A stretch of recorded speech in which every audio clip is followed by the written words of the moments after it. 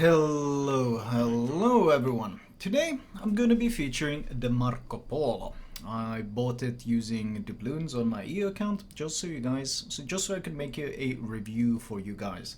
Don't worry though, the doubloons are something I've accrued by using my recruitment station, so I didn't actually have to pay for them, and I'm probably never going to be able to run out of doubloons thanks to all the people that have joined the game through the recruitment station.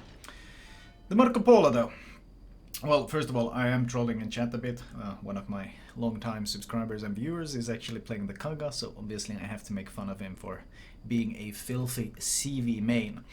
This game is double CVs, so pretty unfortunate when you consider that the Marco Polo of course has standard Italian AA.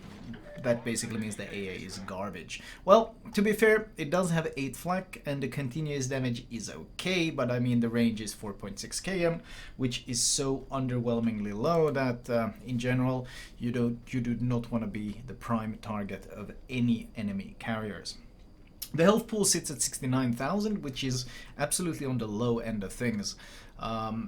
In fact, I think the only ships that really have less health is the Jean-Bart at 69 exactly, and the Lion at a bit less than 68,000. In comparison, ships like FDG has 84,000, and the Sovietsky Soyuz has, I think, 88,000? 88,000, I think it was. So in terms of health pool, 69,000 at tier 9 is certainly not very impressive. However, the ship has decent speed. It does do 33.6 knots, which does put it at the higher end, only really outpaced, that is with speed flag, only really outpaced by the likes of the Iowas, the Georgias, and of course the French ships. The turning circle is 860, which is actually pretty decent for a battleship, but the rudder shift is 16.7, which on the other hand is quite poor. What stands out on the ship is the armor though. Unlike, of course, the Lion and the Jean-Barts and such that have 32mm plating, Marco Polo on the outside looks fairly tanky. It has a 55mm deck armor, which means that you can bounce the likes of SAP, cruiser SAP that has 54mm pen, and you can resist things like Hindenburg HE and Super Cruiser HE that only pens 51mm. The upper belt is also 70mm, which is also an advantage when it comes to shattering HE and the occasional AP. To be honest, it works more often to arm the AP than actually shatter it.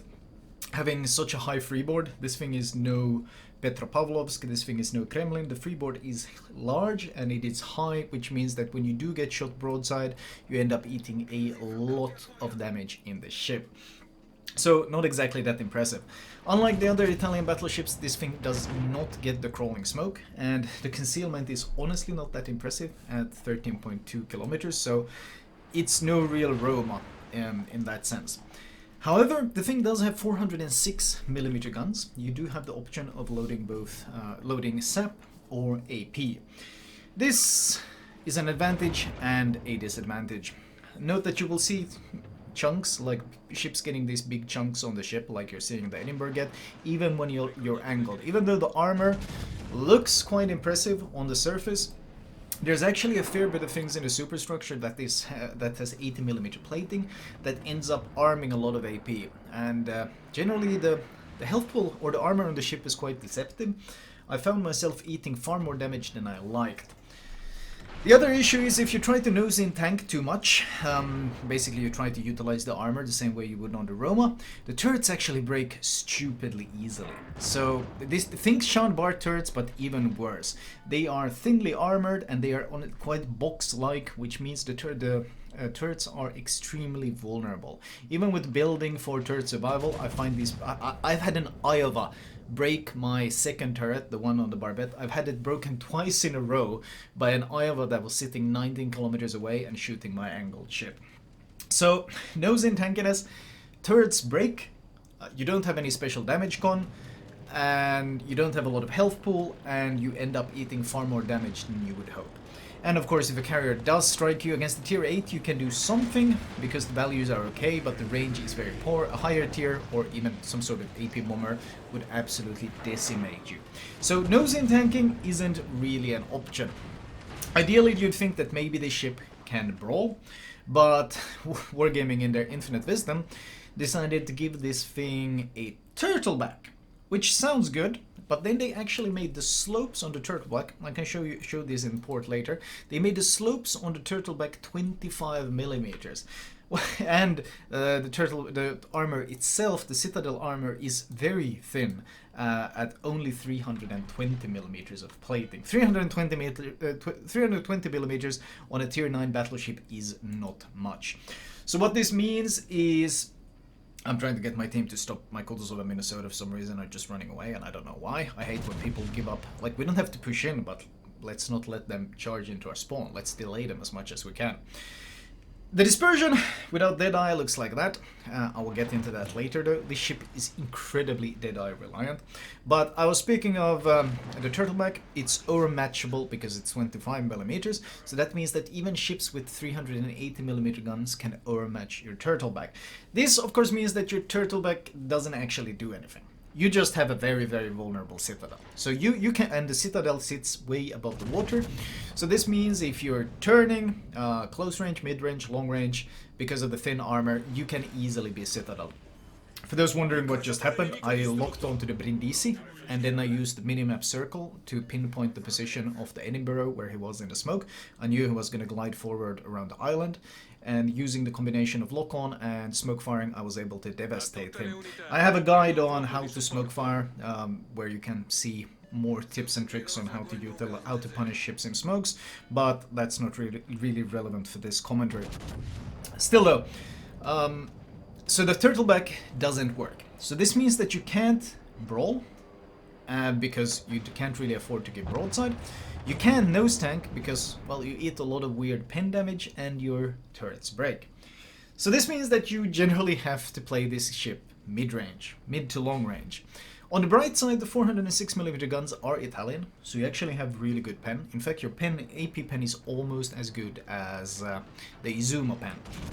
And you also do have SAP, which can be quite effective on slightly angled ships, and if ships like Amage turn in like that, well, you can citadel quite easily thanks to the good penetration. The biggest weakness on the guns is, however, the reload. The reload is, even with the reload mode that I'm running, it's 31.7 seconds, and more importantly, the dispersion is very, very poor. The other weakness that this ship has is that the secondaries are 90mm, just like on the Lepanto, which means that DDs can literally shatter your secondaries. And of course, SAP only deals 10% of the damage to destroyers. So this means if you get YOLO'd by a DD, there's literally nothing you can do. Like you are so helpless. You load SAP, but your close range dispersion is terrible, so you end up landing 2 or 3 shells, and because it's SAP, it doesn't deal splash damage, it doesn't start fire, and because it doesn't deal splash damage, it also doesn't break any modules. So you end up in this terrible situation where you shoot the DD for 4,000 or 5,000, and then you have to wait 32 seconds to reload, and during that time he just YOLOs you and torpedoes you. Keep in mind, being torpedoes is actually quite a significant threat in this thing, which is why I'm very worried about those torpedoes, because whereas the Lepanto has a 47% torpedo belt reduction, this thing only has 20% worse. So torpedoes can really, really punish you. Brindisi sneaks out, not what he should be doing, and I instantly punish him with some AP. My Minnesota, for some reason, decides to give broadside to the Georgia instead of just nosing tanking him, so I know he's gonna go down. I'm waiting to see if this Georgia might give me broadside. We're down a fair bit of points, but I do think I can pick up this Georgia kill. I just need to be careful that he doesn't ram me. I'm waiting to see if he's gonna stay nose in. He looks like he's turning. He's gonna make a full turn. No, it doesn't look like it, so we're gonna switch to SAP. Keep in mind that Sansonetti is basically mandatory on these things. Switching between an AP and SAP without Sansonetti is so painful. Sansonetti gives you 75% ammo switching instead of the default 50%. But close range, the dispersion is very hit and miss. We got lucky there with 6 hits. I can give you a couple of Twitch clips of shooting battleships at 6 kilometers and literally not landing a single shell. So right now I find the Marco Polo very, very strange. They gave it a lot of armor, with obviously the idea that you should kind of push nose in and to some extent tank. Well, good torps by the Sir Young. But they made the turrets very easy to break, and they gave it a lot of superstructure that arms a lot of weird shells. So nose in tanking doesn't work, you can't brawl because the turtleback is broken, so you do want to play this ship mid to long range. But then on the other hand, your default range is only 19 kilometers on the main guns, and I doubt I have to tell you that 19 kilometers is absolute trash on a tier 9 battleship. To put it into perspective, even the Georgia has 20 kilometers, Iowa has 23, Musashi has 26, Izuma has 22, even the Friedrich der Grosse, which absolutely cannot be considered some sort of long-range sniper, even that ship has a 20.3 kilometer range, and this thing is stuck with 19. Of course, now I have propped Sansonetti's kill, so I do have 20.5 km range. This is also played, oh, I did mention this is played on the EU server, so, and of course, since the ship has been released, we're also getting a fair bit of achievements. At this point, I'm trying to get Confederate, because that also helps this ship so very much, because it gives you that reload boost. I'm very worried that they kind of released these ships with the idea that they are balanced around the special captains like Sansonetti, because honestly, quick switching AP and SAP without Sansonetti just is so incredibly cumbersome. Buffalo reverses out. I think he's gonna accelerate as soon as I shoot, so I don't take too much of a lead, and that's in fact exactly what he does. I still think I took a bit too much of a lead, but I do punish him with a bit of a damage just before the Tallinn pops out. I shot before the Tallinn was spotted, which meant that my Deadeye was active. I keep mentioning Deadeye, and that's because this battleship only really works with Deadeye. It doesn't have the dispersion of something like a Sovietsky Soyuz to nose in tank and the lead ships and punish them. It doesn't have the special damage gun or the armor or the health. So you're stuck playing this weird mid-long range ship that is heavily reliant on a captain perk to give it the dispersion that it needs. However, Wargaming have mentioned that they will be reworking Deadeye, which means that the one thing that is kind of keeping this ship somewhat relevant, somewhat active, is going to get nerfed. So, how do you recommend this ship? Right now I think the ship is actually quite decent. I played a handful of games, I think about 8 games, and I'm averaging something like 160, 170k in it, and my win rate is pretty decent. I've been playing on EU instead of Russia, so I have had to be dodging stream snipers, but honestly the level of play on EU is exactly the same as it's on Russia, like there's no difference. Anything I do on Russia I can easily pull off on EU as well, and the games in the Marco Polo has kind of shown that. So right now the ship is fine. I would say the ship is okay, but once Deadeye is gone, I don't really know how the ship will be enjoyable, because it's going to be a Roma that has much worse conceal, isn't quite as tanky as Roma is quite tanky for its tier. I don't think Marco Polo is nearly as tanky for its tier, and the Marco Polo can't really hit anything. The 406mm guns are nice, because unlike the Roma you can actually overmatch ships like 27mm plating, but I still don't think it's anywhere near enough. The SAP is a nice gimmick, but because you can't do any extra damage to DDs, the SAP actually cripples you quite heavily. In fact, I'm pretty sure I can say with some confidence that the Marco Polo just with AP and HE would be more useful to me than the Marco Polo with SAP and AP.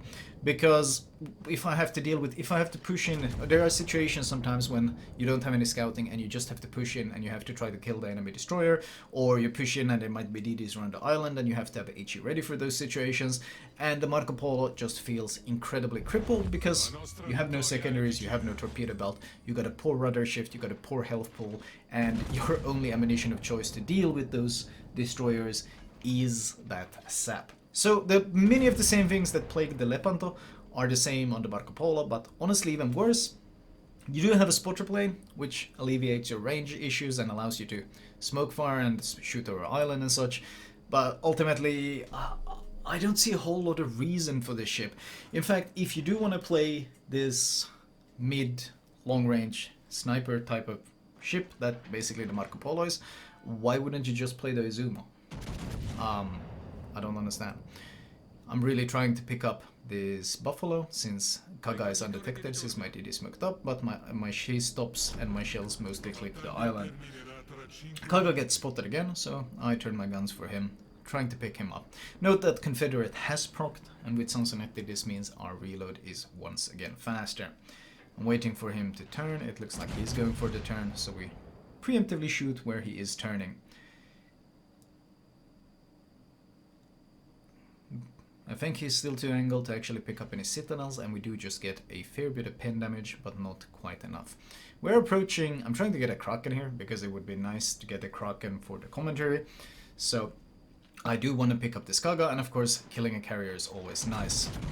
I blind fire where I think he's going, but I think he must have made some sort of juke. Either he wasn't going as fast as I hoped, or he made some sort of turns. I do have to mention that actually that the shell velocity is quite good. These shells don't have a lot of air drag, so it's pretty easy to lead correctly. Ultimately, though, you're entirely reliant on RNG or Deadeye to actually hit anything. Luckily, my carrier listens to me. I tell him to spot the DD, I ping where to spot the CV, and I ping him where to go, and he does that, so I can easily pick up the Kaga thanks to the carrier spotting. It's nice to actually have the rare teammates that listen to what you write and actually do what you ask. Kaga goes in for a last drop, and he's out of the match. At this point, we have 960 points, 17 seconds remaining, so I go for a shot over the island, trying to pick up this buffalo to ensure that I get the Kraken. I only need one overpen to secure this kill, and of course Dispersion decides that nope, the shells are gonna basically splash all around his nose, and the buffalo survives, and I do not get the Kraken. I was hoping to crown this commentary. 254,000 damage. Note that I'm basically running, this is my main EU account, so I got a ton of dragon flags, a ton of camos, and of course we are playing a tier 9 premium, which is a very good source of credits, so all of this combined means that I'm making obscene amounts of credits and obscene amounts of XP. In fact, I can show you the credits and XP tab, which I don't usually show, just so you can understand why I'm getting this many resources. 17 planes shot down, 77 shells, 4 kills, 9 citadels. Once again, found myself mostly using AP. SAP can be nice. I've had some really nice volleys on angled ships with SAP, but ultimately when you have pen that's almost rivaling the Izumo, and you have 406mm guns, I just find myself using AP more than SAP because it's simply more effective. Team score wise, I was actually incredibly surprised that I got over 3000 base XP, yet the C and Young actually beat me. I think getting the 2 caps and shooting down the 53 planes gave him so much XP that he actually topped the scoreboard above me. So I gave him the rare compliment, which I rarely do, because I was actually quite impressed by that. You rarely see 2 ships breaking 3000 XP, but then again it was a double CV game, so generally plane kills contribute to the XP numbers quite a bit. Detailed report wise, 1.4 million potential, 16-17 minute game. We ate a couple of torps, we took a bit of chip damage here and there. 54 shells hit out of 153 and 23 out of 63. I've been roughly averaging 33-34% accuracy in this ship, and that is focusing on trying to play at mid-range, especially trying to play it in such a way that Deadeye is active. Because once Deadeye is gone, this ship will no longer be recommended in my book. I see no reason to play this ship once Deadeye is gone, because the dispersion is really, really dreadful without that broken skill. And since it is being reworked, how can you possibly recommend this ship right now? It's basically impossible. Credits and XP wise, note that without anything I would have only earned 600,000 credits. With premium it's 900,000, with all the bonuses included it's over 2 million. The same thing applies to the XP. All the modifiers can be seen, and in fact you can even see that I earned over 100,000 Commander XP from this. This is kind of part of the Commander and XP power creep that we've been seeing in the game, where they've added all these different ways to boost your values. And this is all turning this game into the more money you put in, the faster you can progress. In the past, the difference was quite small. It was basically premium versus non-premium. These days, the difference is night and day.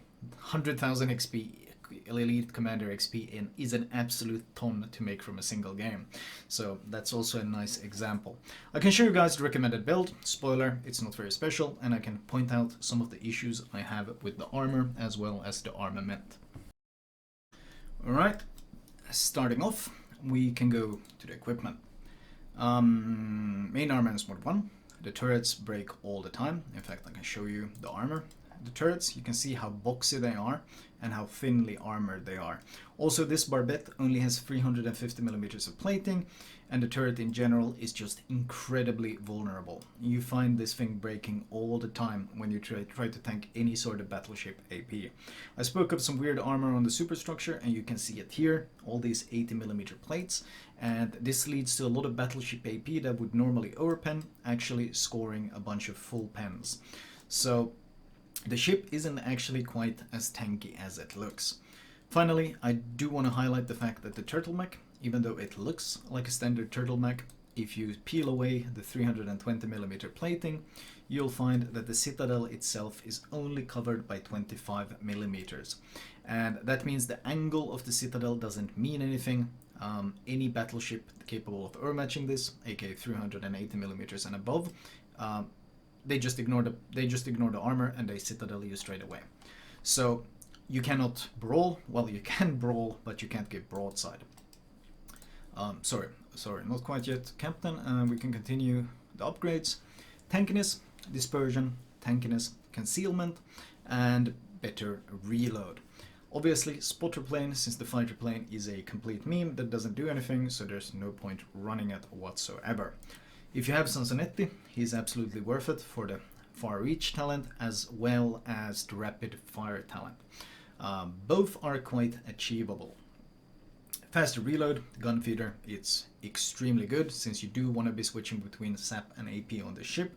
AP on chances to citadel, SAP on everything else. Faster turret traverse actually helps you a fair bit. AR, and at this point I would probably follow it up with, at this point, Concealment Expert and Deadeye as soon as possible. Because you just need Deadeye. It is such a strong skill. You have to understand that it gives you more than 10% better dispersion. It reduces the area where the shells can land by something about 20%. So the actual impact of the perk is much higher than what you see. Which is why everyone is taking it and which is why Wargaming is reworking it. Follow this up with fire prevention, priority target, and the last point into preventive maintenance. A standard 19 pointer would be fire prevention with 1 point left over, which you can put into preventive. But overall, you want to go for the standard build. I'm sorry, but it's just the way the commander skills work right now. Overall, the Marco Polo is a pretty hard sell for me right now. It is incredibly Deadeye reliant. With Deadeye, the ship, I think, having pretty good performance. I played a fair bit of games. I mean, I just bought it the other day, so I haven't really had time to play it as much as I might have liked, but enough to form my opinion on it, enough to see that the ship is very reliant on the special skill. I played 8 games. I've been averaging about 166,000, which is very good for a tier 9 battleship, but I also know that this is not something that will last. Overall, for the gameplay that you're getting from the Marco Polo, once Deadeye is gone, just play Izumo or Baiji, or there's a fair bit of options at tier 9, but right now Marco Polo's gimmick, which is the SAP, is not good enough to really justify buying the entire ship. I'm not sure why they decided to make this without the smoke. I guess they wanted it to stand out, but the ship it's decent, but I would say it's above average. Don't get me wrong, it is above average, but once Deadeye is gone, I am very worried where the ship is going to end up. Still though, thank you for watching. I hope you enjoyed my take on the ship, and I'll talk to you guys next time.